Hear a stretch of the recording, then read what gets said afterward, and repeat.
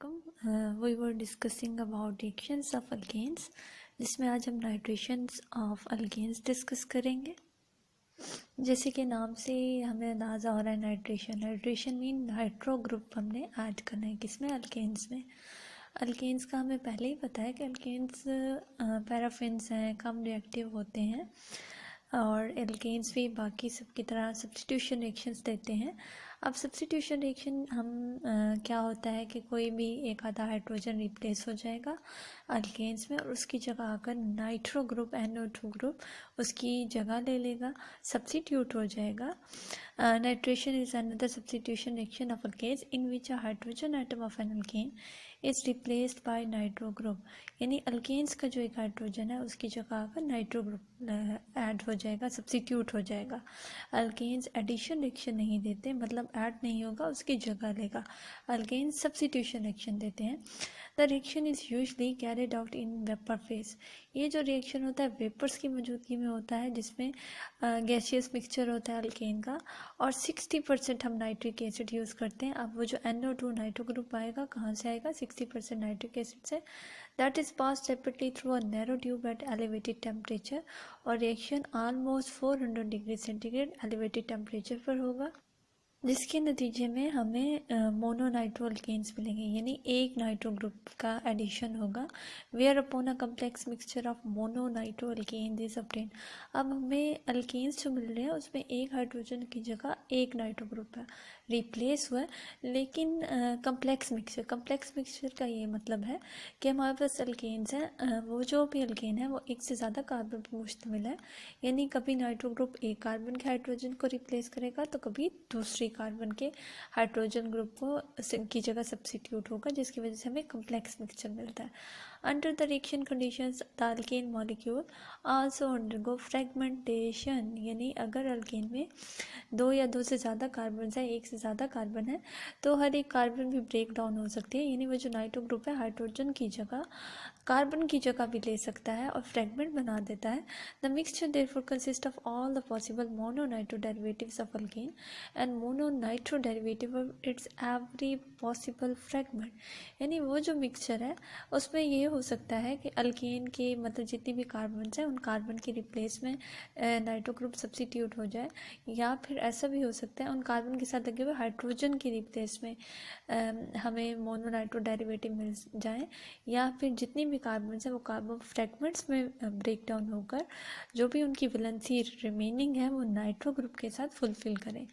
और इसके अलावा हमें क्या मिलते हैं, ऑक्सीडेशन प्रोडक्ट मिलती है अल्केन की, जैसे कि carbon monoxide, carbon dioxide and water. In fact 70 to 80% of nitric acid is consume, यानी वो जो हमने 60% नाइट्रिक एसिड यूज़ किया था उसमें से 70 to 80% नाइट्रिक एसिड इस रिएक्शन में कंज्यूम हो जाता है in the formation of oxidation product, यानी जो भी हमारे पास ऑक्सीडेशन प्रोडक्ट बन रही है कार्बन डाइऑक्साइड और कार्बन मोनोऑक्साइड, उसमें हमारा 70 to 80% नाइट्रिक एसिड यूज़ हो जाता है। अब एग्जांपल्स के तौर पे प्रोपेन का रिएक्शन दिया गया, प्रोपेन यानी 3 कार्बन्स पर अल्केन, 3 कार्बन्स वाला अल्केन है। अब हम यहाँ देखेंगे कि 3 कार्बन्स हैं तो हर एक कार्बन पे सबसे पहले क्या होगा, नाइट्रो ग्रुप ऐड होगा, हर एक कार्बन के साथ जुड़े हुए हाइड्रोजन के जगह सब्स्टिट्यूट होगा। या फिर ऐसा भी हो सकता है कि 3 कार्बन्स में पहले 3 कार्बन्स में तीसरी कार्बन के हाइड्रोजन की जगह रिप्लेस हो जाए, फिर दूसरी कार्बन के हाइड्रोजन की जगह नाइट्रो सब्स्टिट्यूट हो जाए, या फिर ये जो 3 कार्बन्स हैं ये फ्रैगमेंट बनाकर 3 कार्बन पहले 3 कार्बन का एक फ्रैगमेंट बनेगा जो ब्रेक डाउन होकर एक तरफ 2 कार्बन्स होंगी और एक तरफ सिर्फ 1 कार्बन। रिएक्शन के तौर पे इन्होंने एग्जांपल दिया, एग्जांपल हमारे पास है प्रोपेन की। प्रोपेन का रिएक्शन है 60% नाइट्रिक एसिड के साथ और एज अ रिज़ल्ट हम देख रहे हैं कि पहले जो तीसरे कार्बन है उसके हाइड्रोजन, एक हाइड्रोजन की जगह नाइट्रो सब्स्टिट्यूट हुआ है, फिर नंबर 2 वाले कार्बन के एक हाइड्रोजन की जगह नाइट्रो सब्स्टिट्यूट हुआ है। अब जो दूसरी बात हमने मिक्सचर में फ्रेगमेंट्स की थी, फ्रेगमेंट्स के तौर पे हमने ये देखा कि 3 कार्बन इस तरह से ब्रेक डाउन हुई हैं कि एक तरफ 2 कार्बन है और एक तरफ 1 कार्बन, और हम ये देख रहे हैं कि 2 कार्बन के साथ भी एक नाइट्रो ग्रुप सब्स्टिट्यूट हुआ है, यानी तीसरी कार्बन की जगह। और इसी तरह जो सिंगल कार्बन का फ्रेगमेंट था उसके साथ भी बाकी 2 कार्बन अल्केन्स की जगह नाइट्रो ग्रुप सब्स्टिट्यूट हुआ है। और ऑक्सीडेशन प्रोडक्ट्स में कार्बन मोनोऑक्साइड है and carbon dioxide plus water. Reaction कुछ इस तरह है। रिएक्शन में हमने ये देखा कि प्रोपेन का रिएक्शन है नाइट्रिक एसिड के साथ, और प्रोडक्ट में सबसे पहले जो प्रोडक्ट है CH3 CH2 CH2NO2। तो यहाँ पर जो हमारे पास कार्बन नंबर 1 है उसका यानी जो हमारे पास रिएक्शन था वहाँ पे 3 हाइड्रोजन थे, अब वहाँ पर 2 हाइड्रोजन है और 1 हाइड्रोजन के रिप्लेस में NO2 नाइट्रो ग्रुप सब्स्टिट्यूट हुआ है। नेक्स्ट प्रोडक्ट में हमने ये देखा है कि substitution of hydrogen of second carbon, यानी जो दूसरी कार्बन है जहाँ पहले 2 CH2 थे, CH2 मतलब 2 हाइड्रोजन थे, अब 1 हाइड्रोजन की जगह नाइट्रो ग्रुप सब्स्टिट्यूट हुआ है। नेक्स्ट आगे 2 फ्रेगमेंट हैं, एक फ्रेगमेंट में 2 कार्बन है और दूसरे कार्बन के साथ नाइट्रो ग्रुप है, जबकि नेक्स्ट फ्रेगमेंट में जस्ट 1 कार्बन है और कार्बन ने अपनी चौथी वैलेंसी नाइट्रो के साथ पूरी की है, कंप्लीट की है, और उसके साथ carbon monoxide, carbon dioxide, water हमारे पास क्या है, ऑक्सीडेशन प्रोडक्ट्स है। द प्रोडक्ट मिक्सचर में be separated by fractional distillation, यानी ये जितनी भी प्रोडक्ट्स का मिक्सचर बना है हम मिक्सचर में से हर एक प्रोडक्ट को फ्रैक्शनल डिस्टिलेशन के जरिए सेपरेट कर सकते हैं। The components of the product mixture obtained by the high temperature vapor phase nitration of a particular alkene can be predicted by a very simple rule, यानी NO2 ग्रुप किस किस जगह पर सब्स्टिट्यूट हो सकता है उसके लिए एक रूल बताया गया है कि all those monoNitro alkanes are produced that would replace from the replacement of any hydrogen atom or any alkyl group of the starting alkane, यानी वो तमाम नाइट्रो डेरिवेटिव्स हमारे पास मोनोनाइट्रो यानी जस्ट एक नाइट्रो ग्रुप ऐड होगा बन सकते हैं जो किसी भी एक हाइड्रोजन की रिप्लेसमेंट से या फिर एक अल्काइल ग्रुप या किसी भी अल्काइल ग्रुप की रिप्लेसमेंट से बने। This rule is illustrated by the nitration of N butane and isobutane. ये मज़ीद एग्जांपल में हमने देखा है N-ब्यूटेन में नाइट्रिक एसिड का एडिशन किया तो सबसे पहले जो 4 कार्बन पे मुश्तमिल है N-ब्यूटेन, पहली कार्बन की एक हाइड्रोजन की जगह नाइट्रो लगा, फिर दूसरी कार्बन की एक हाइड्रोजन की जगह नाइट्रो ग्रुप ऐड हुआ है, सब्स्टिट्यूट हुआ है। एंड नेक्स्ट आगे जो 3 प्रोडक्ट्स हैं वो फ्रेगमेंटेशन के नतीजे में बनी हैं, यानी 4 कार्बन पहले एक कार्बन सेपरेट हुई तो 1 कार्बन का फ्रेगमेंट है और 3 कार्बन का, और अगर हम इसी N-ब्यूटेन की फ्रेगमेंटेशन बिल्कुल मतलब सेंटर से करें तो हमारे पास 2 कार्बन के फ्रेगमेंट भी बन सकते हैं। अब हमारे पास 3 तरह के फ्रेगमेंट है, एक फ्रेगमेंट वो जो 3 कार्बन पर है, फिर दूसरा फ्रेगमेंट वो जो 2 कार्बन पर मुश्तमिल है और तीसरा फ्रेगमेंट जस्ट 1 कार्बन पे, यानी हमारे पास CH3 CH2 CH2NO2 3 कार्बन के फ्रेगमेंट, और नेक्स्ट आगे 2 कार्बन का CH3 CH2NO2 और नेक्स्ट आगे CH3NO2। नेक्स्ट एग्जांपल आइसोब्यूटेन की दी गई है कि CH3 CH3 और सेकेंड कार्बन के साथ मिथाइल ग्रुप की अटैचमेंट है जो कि आइसोब्यूटेन कहलाता है। फिर जब इसकी नाइट्रेशन की गई है तो सबसे पहले हमने ये देखा कि जो पहली कार्बन है वहाँ पर एक हाइड्रोजन की जगह NO2 ऐड हुआ है, नेक्स्ट आगे दूसरी कार्बन जिसके साथ मिथाइल अटैच है, दूसरी कार्बन के हाइड्रोजन की जगह नाइट्रो ग्रुप ऐड हुआ है, नेक्स्ट आगे जो फ्रेगमेंट के तौर पर मिथाइल लगा हुआ था दूसरी कार्बन पे उस मिथाइल की जगह नाइट्रो ग्रुप ऐड हुआ है, और नेक्स्ट अगर हम पूरे मतलब आइसोब्यूटेन की फ्रेगमेंटेशन करें तो हमारे पास एक मिथाइल ग्रुप जो सेपरेट होता है उसके साथ नाइट्रो ग्रुप ऐड हुआ है। All available evidences suggest that nitration of alkenes proceed by a free radical mechanism, यानी alkenes की जो नाइट्रेशन है वो भी फ्री रेडिकल मैकेनिज्म के जरिए होती है, जैसे कि हमने हेलोजिनेशन का देखा था। The various types of hydrogen atoms are not replace with equal ease, लेकिन जैसे कि हेलोजिनेशन में तमाम हाइड्रोजन रिप्लेस हो जाते थे, नाइट्रेशन के केस में तमाम के तमाम हाइड्रोजन इक्वल एज यानी आसानी से जिस तरह हेलोजिनेशन में रिप्लेस हो जाते थे उस तरह रिप्लेस नहीं होते। और उसके अलावा नाइट्रेशन को हम लिक्विड फेज में भी कर सकते हैं, जैसे कि हमने वेपर फेज में किया था। नाइट्रेशन लिक्विड फेज में भी हो सकती है लो टेम्परेचर में, जिसके लिए हम हीट करेंगे मिक्सचर ऑफ अल्केन को नाइट्रिक एसिड को at 100 to 150 for several hours जिसके नतीजे में सिर्फ जो टर्शियरी हाइड्रोजन होता है वो रिप्लेस होगा। और चूँकि हम लिक्विड फेज में कर रहे हैं लो टेम्परेचर में, तो रिएक्शन की यील्ड क्या होगी, पुअर होगी। नेक्स्ट हम आगे देखते हैं सल्फोनेशन रिएक्शन। अल्केन्स का सल्फोनेशन क्या है कि replacement of hydrogen atom by sulphonic acid group SO3H, यानी एक हाइड्रोजन की जगह अगर sulphonic acid group SO3H group add replace होगा, सब्स्टिट्यूट होगा, तो रिएक्शन क्या कहलाता है, सल्फोनेशन। सल्फोनेशन ऑफ अल्केन्स में be carried out by treating them with oleum. अगर हम अल्केन्स की सल्फोनेशन करने के लिए हम क्या करते हैं, अल्केन्स का रिएक्शन करते हैं ओलियम के साथ। ओलियम क्या है, फ्यूमिंग सल्फ्यूरिक एसिड या फिर सल्फ्यूरिक एसिड, यानी H2SO4 है। ऐसा H2SO4 है जिसके अंदर SO3 ग्रुप भी शामिल है, यानी oleum sulphuric acid plus SO3 का एडिशन है, तो हम उसको कमुलेटिव यानी सम अप करके H2S2O7 भी कह सकते हैं। यानी ओलियम का फार्मूला क्या होता है, H2S2O7। अगर हम अल्केन्स के साथ H2S2O7 ओलियम का रिएक्शन करते हैं, तो एज अ रिजल्ट हमें अल्केन्स में क्या होता है, सल्फोनेशन होती है। एक हाइड्रोजन की जगह SO3H ग्रुप सब्स्टिट्यूट होता है। The product named as either alkyl sulphonic acid, जो भी प्रोडक्ट बनती है हम उसको अल्काइल सल्फोनिक एसिड कह सकते हैं या फिर अल्केन सल्फोनिक एसिड। जैसे कि हमारे पास CH3SO3H है, यानी एक मीथेन था, मीथेन जिसका फार्मूला CH4 होता है, और इसका जो चौथा हाइड्रोजन है उसकी जगह सल्फोनिक एसिड ग्रुप लगा है SO3H, तो हम इसको नेम दे सकते हैं मिथाइल सल्फोनिक एसिड या फिर मीथेन सल्फोनिक एसिड। अब कौन सा हाइड्रोजन कितनी आसानी से रिप्लेस होगा, तो जो टर्शियरी हाइड्रोजन है वो ज़्यादा आसानी से रिप्लेस होता है, यानी हाइड्रोजन जो ऐसे कार्बन से लगा हुआ है, जो वो कार्बन जो आगे मज़ीद 3 कार्बन से लगी हुई है, तो वो हाइड्रोजन जो टर्शियरी है वो ज़्यादा आसानी से रिप्लेस होता है एज़ कम्पेयर टू सेकेंडरी, और सेकेंडरी ज़्यादा आसानी से रिप्लेस होता है as compare to primary. Thus isobutane is readily sulphonated at the tertiary carbon atom, यानी जो आइसोब्यूटेन है वो उसकी जो टर्शियरी कार्बन के साथ हाइड्रोजन लगा हुआ है वो ज़्यादा आसानी से रिप्लेस होता है। रिएक्शन कुछ इस तरह है।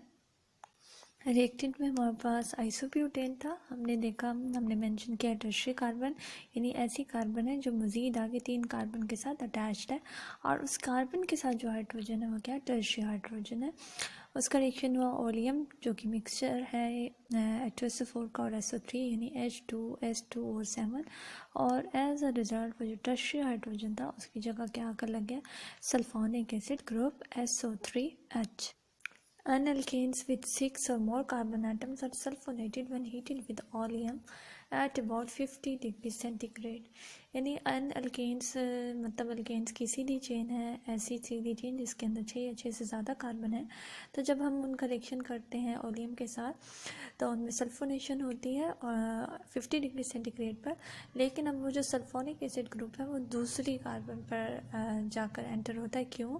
क्योंकि सेकेंड कार्बन क्या होगी, हमारे पास सेकेंडरी होगी, बाकी भी पोजीशंस हैं, लेकिन वो मोस्ट प्रोबेबली सेकेंड कार्बन पर जाकर सब्स्टिट्यूट होता है सेकेंड कार्बन के हाइड्रोजन की जगह। रिएक्शन कुछ इस तरह है। एनहेक्सेन 6 कार्बन्स की सीधी चेन, उसका रिएक्शन हो ओलियम के साथ 50 डिग्री सेंटीग्रेड पर, और हमने देखा कि सेकेंड कार्बन के हाइड्रोजन की जगह सल्फोनिक एसिड ग्रुप सब्स्टिट्यूट हुआ है। The sulfonic acid group is often introduced into long chain alkanes to increase their solubility in water so that they can be used as detergent, यानी alkane की सीधी chain में sulphonic acid group इसलिए भी introduce होता है ताकि जो भी हमारे पास चेन है वो वाटर में सॉल्युबल हो जाए और हम उसको as a detergent use up कर सकें। नेक्स्ट रिएक्शन है अल्केन्स का combustion reaction. Although alkanes as a class are considered to be unreactive, हमने स्टार्ट में ही देखा था कि हमने अल्केन्स को कहा था कि अल्केन्स पैराफिन्स है, लीस्ट रिएक्टिव है, तो हम इनको मोस्टली अनरिएक्टिव ही कंसीडर करते हैं। They readily burn if ignited in the presence of air और ऑक्सीजन। लेकिन हम किसी भी अल्केन को जब भी हम एयर या ऑक्सीजन की मौजूदगी में बर्न करते हैं तो वो फ़ौरन कंबस्ट होती हैं और एज अ रिज़ल्ट ऑक्सीडाइज होकर क्या बनाती है, कार्बन डाइऑक्साइड एंड वाटर। और उसके साथ हमारे लार्ज अमाउंट ऑफ हीट भी क्या होती है, इवॉल्व होती है, जैसे कि हमने कंबस्टन किया मीथेन की, और उसके नतीजे में 891 किलो जॉल पर मोल हीट क्या हुआ, इवॉल्व हुई है, which is called the heat of combustion of methane, जिसे हम मीथेन की हीट ऑफ कंबस्टन भी कहते हैं। रिएक्शन कुछ इस तरह है। The amount of heat evolved when 1 mole of a hydrocarbon is burned to carbon dioxide and water is called the heat of combustion. Although the reaction is highly exothermic, it requires a very high temperature to initiate the reaction. हालांकि reaction खुद इतना exothermic है, लेकिन फिर भी हमें reaction को start करने के लिए थोड़ा सा हाई टेम्परेचर देना पड़ता है। और एक दफ़ा जब रिएक्शन स्टार्ट हो जाता है हाई टेम्परेचर या फ्लेम या स्पार्क के जरिए, तो it produces sufficient heat to continue itself. तो एज अ रिज़ल्ट काफ़ी हीट पैदा होती है और रिएक्शन खुद बहुत कंटिन्यू हो जाता है। In fact, the important product of this reaction is heat, which is used as a source of energy. It is therefore of practical interest to determine the amount of heat liberated in the combustion of various alkanes.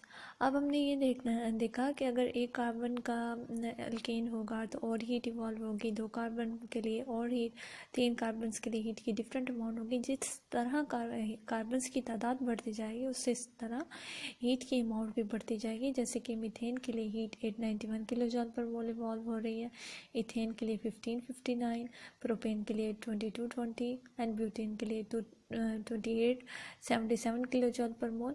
और octane यानी जो component है gasoline के लिए, उसके इतनी heat का evolve हो रही है as high as 5.57 multiply 10⁻⁴ kilo joule per mole. These values of heats of combustion are also used for the estimate of individual bond energy.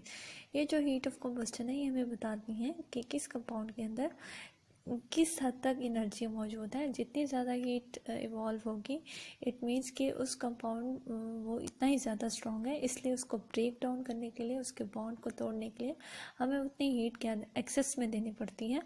Combustion reaction का मैकेनिज्म भी फ्री रेडिकल मैकेनिज्म होता है। Next section में हम देखते हैं pyrolysis reaction. The thermal decomposition of organic compound is known as pyrolysis. The name derived from the Greek word pyre means firing, fire and lysis mean losing. यानी हमने fire की मौजूदगी में किसी भी कंपाउंड को क्या किया है, ब्रेक डाउन किया है, क्लीवेज बाय हीट। फायर मतलब यहाँ पर हम हीट लेंगे, हमने हीट दी किसी भी ऑर्गेनिक कंपाउंड को और उस हीट के देने के नतीजे में वो कंपाउंड क्या हो गया, ब्रेक डाउन हुआ है। तो जो रिएक्शन है वो क्या कहलाया, pyrolysis. Pyrolysis when apply to alkanes, यानी ये जो heat by cleavage by heat है, हीट देकर किसी भी कंपाउंड को ब्रेक डाउन करना। अगर हम अल्केन्स को हीट देंगे और एज अ रिजल्ट वो क्लीवेज हो जाएंगे, ब्रेक हो जाएंगे, तो जो भी प्रोसेस है वो क्या कहलाएगा, cracking. When large alkane molecules are pass through a chamber heated to a high temperature, alkane के एक बड़े मॉलिक्यूल को हमने एक चैम्बर में लिया, उसको हीट किया है टेम्परेचर पे ऑलमोस्ट 400 to 700 डिग्री सेंटीग्रेड, तो वो जो भी कंपाउंड है वो डिकम्पोज हो जाएगा through a free radical mechanism. Free radical mechanism के जरिए to a variety of smaller molecule, मतलब जो भी उसका लंबी चेन है या जैसा भी उसका स्ट्रक्चर है वो मज़ीद आगे स्मॉल मॉलिक्यूल अल्केन्स के और इवन कार्बन और हाइड्रोजन में भी ब्रेक डाउन होगा। द एक्सटेंट ऑफ डिकम्पोजिशन, यानी वो जो भी स्टार्टिंग मटेरियल है किस हद तक डिकम्पोज होगा और किस किस तरह के प्रोडक्ट बनेंगे, डिपेंड करता है कि ओरिजिनल अल्केन का स्ट्रक्चर क्या है और हम उसको ब्रेक डाउन करने के लिए क्या टेम्परेचर और क्या प्रेशर दे रहे हैं, और वो जो भी हम टेम्परेचर दे रहे हैं कितने टाइम के लिए दे रहे हैं, और क्या हम कोई कैटलिस्ट यूज़ कर रहे हैं या नहीं कर रहे हैं। अगर हम यूज़ कर रहे हैं तो मोस्टली क्या करते हैं, मेटल ऑक्साइड जैसे कि alumina and silica. Methane itself is stable up to 700 degree centigrade. Methane almost 700 degree centigrade तक स्टेबल होती है। but the resistance of an alkane against heat decreases with increasing number of carbon atom। लेकिन हम जो carbons की तादाद बढ़ाते जाते हैं तो जो अल्केन्स की रेजिस्टेंस है हीट के अगेंस्ट वो क्या होती जाती है, डिक्रीज होती है। And the branch chain alkanes decompose more readily than the straight chain isomer। और जो वहाँ पर ब्रांच चेन अल्केन है उनकी क्रैकिंग करना, उनकी पायरोलाइसिस करके उनको मज़ीद छोटे छोटे कंपाउंड से तोड़ना हमारे लिए ज़्यादा ईजियर है। अब क्रैकिंग की मज़ीद आगे स्टीम क्रैकिंग दी गई है कि मोर मॉडिफाइड प्रोसेस ऑफ क्रैकिंग और स्टीम क्रैकिंग, जिसके अंदर हम अल्कीन का रिएक्शन होता है स्टीम के मौजूदगी में, यानी alkene is diluted with steam, और फिर हम उसको हीट करते हैं 700 to 900 degree centigrade for fraction of second, कुछ सेकेंड्स के लिए, और फिर उसको फ़ौरन क्या करते हैं, ठंडा करते हैं। That is for the production of alkenes such as ethylene, propylene, butadiene, isoprene। ये जो भी अल्कीन है जैसे कि हमने अभी बताया ethylene, propylene, butadiene and isopropene, या फिर जो भी हाइड्रोकार्बन है जिसके अंदर almost up to 4 carbon atom मौजूद होते हैं, इसको हम रॉ मटेरियल के तौर पर केमिकल इंडस्ट्री में यूज़ करते हैं for the synthesis of aliphatic compounds on large scale. यहाँ तक देख लीजिएगा, कुछ भी समझ ना आए या कोई भी पॉइंट क्लियर ना हो तो ज़रूर पूछिएगा। Thank you so much.